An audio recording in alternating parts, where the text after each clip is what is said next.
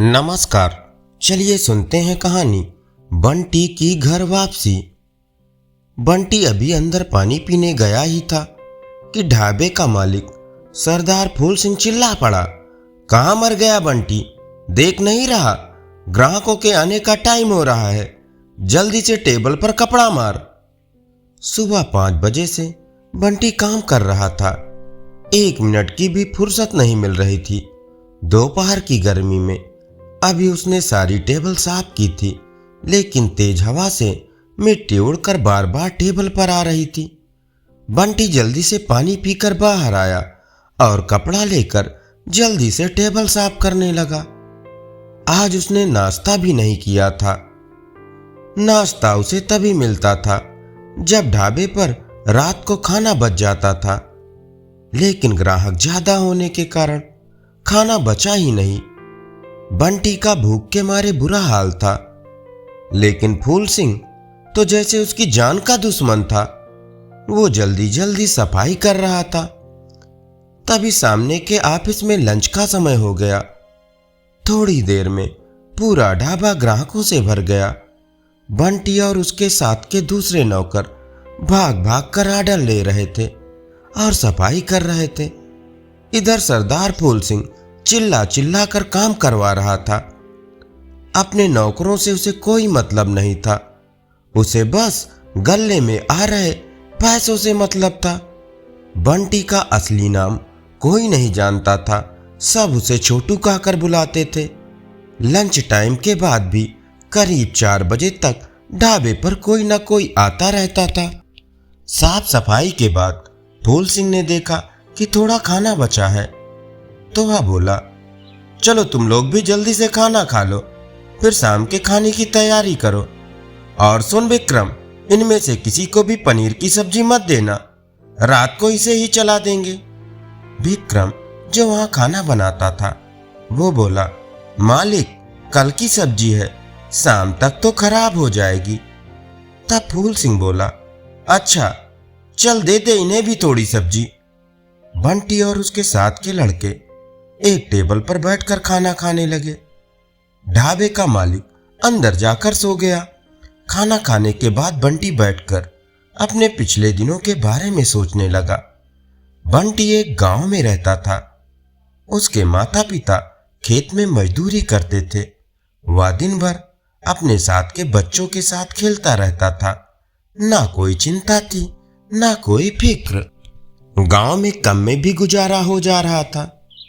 एक दिन शहर से उसके पिता का दोस्त गांव आया और बोला, अरे शहर में इतने काम के रोज 400 रुपए मिलते हैं, तुम्हारा बेटा भी अच्छे से पढ़ सकेगा।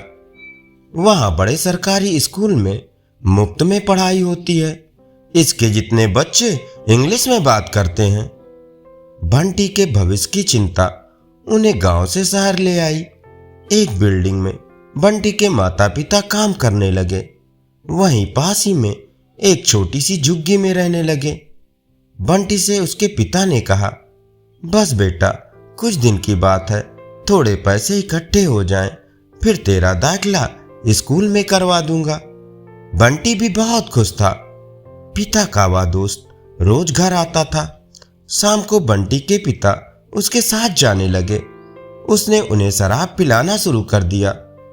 कुछ ही दिनों में बंटी के पिता को शराब की ऐसी लत लग गई कि उसने काम करना भी छोड़ दिया। अब वह दिन भर शराब पीकर पड़ा रहता था। बंटी की मां मजदूरी करके लाती, तब कहीं चूल्हा जलता। बंटी की मां घर में क्लेश करती। वह चाहती थी कि सब छोड़कर गांव चलें। बंटी के भविष्य का भी वास्ता देकर शराब छोड़ने के लिए कहती, लेकिन बंटी के पिता पर कोई असर नहीं होता।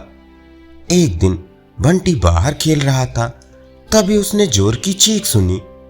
बंटी जल्दी से भाग कर गया तो क्या देखता है, बंटी के पिता ने उसकी मां को बुरी तरह मारा है।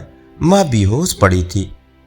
पड़ोसियों के मदद से उसे अस्पताल ले जाया गया, जहां डॉक्टर ने उसे मृत घोषित कर दिया था। यह खबर सुनते ही बंटी का बाप भाग गया। बंटी अब अकेला रह गया था।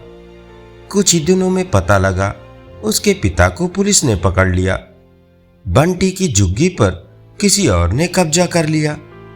बंटी भटकते भटकते इस ढाबे पर पहुंच गया। तब से वह ढाबे पर नौकरी कर रहा है। बंटी की आंखों से आंसू बह रहे थे। ना वे लोग शहर आते, ना ये सब होता, यही सोचकर बंटी रो रहा था। कुछ ही देर में फूल सिंह आ गया और चिल्लाने लगा। बंटी और उसके साथ के दूसरे नौकर जल्दी से उठकर शाम के खाने की तैयारी में लग गए। इसी तरह समय बीत रहा था। एक दिन फूल सिंह के ढाबे पर कुछ अफसर आए।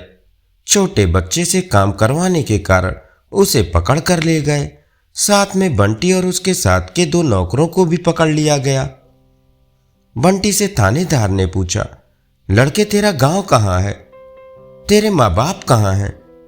बंटी ने उन्हें सारी बात बता दिया। यह सुनकर थानेदार किसी से फोन पर बात की।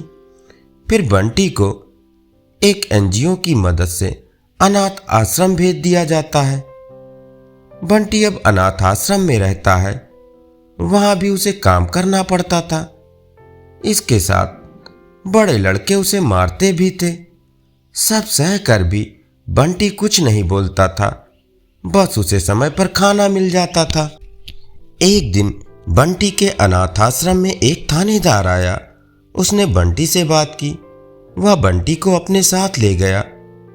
बंटी के पिता की सजा पूरी होने वाली थी। उन्होंने बहुत मेहनत से जेल में काम किया, जिससे उनके आगे की सजा माफ हो गई थी। थानेदार को उनसे हमदर्दी हो गई थी। उनके पछतावे को देखते हुए उसने बंटी को ढूंढने का वादा किया था। आज बंटी को देखकर उसके पिता उससे लिपटकर बहुत रोए। उन्हें देखकर बंटी भी रोने लगा। जेल में किए काम के पैसे लेकर बंटी के पिता ने वापस गांव जाने का फैसला किया। बंटी अपनी मां को खोकर और कुछ कड़वी यादों को लेकर अपने पिता के साथ वापस अपने गांव आ गया।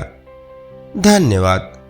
अभी आप सुन रहे थे कहानी बंटी की घर वापसी।